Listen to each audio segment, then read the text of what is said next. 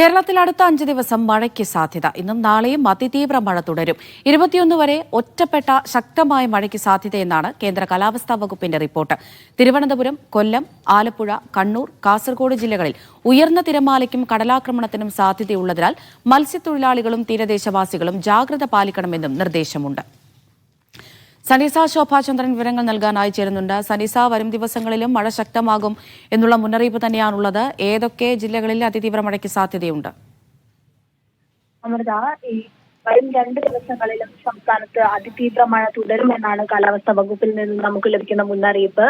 ഇന്ന് കാസർഗോഡ് മുതൽ മലപ്പുറം വരെയുള്ള 5 വടക്കൻ ജില്ലകളിലും റെഡ് അലേർട്ട് തുടരുകയാണ്.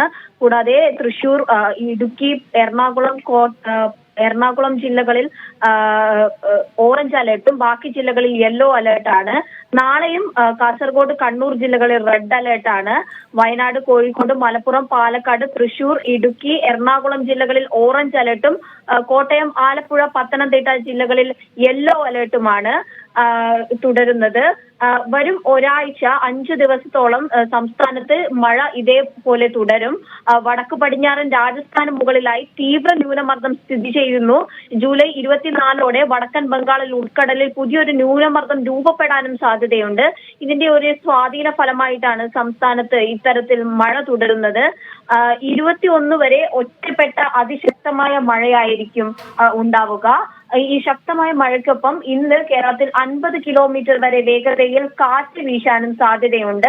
കൂടാതെ തന്നെ തിരുവനന്തപുരം, കൊല്ലം, ആലപ്പുഴ, കണ്ണൂർ, കാസർഗോഡ് ജില്ലകളിൽ ഉയർന്ന തിരമാല ജാഗ്രതാ നിർദ്ദേശം നൽകിയിട്ടുണ്ട്.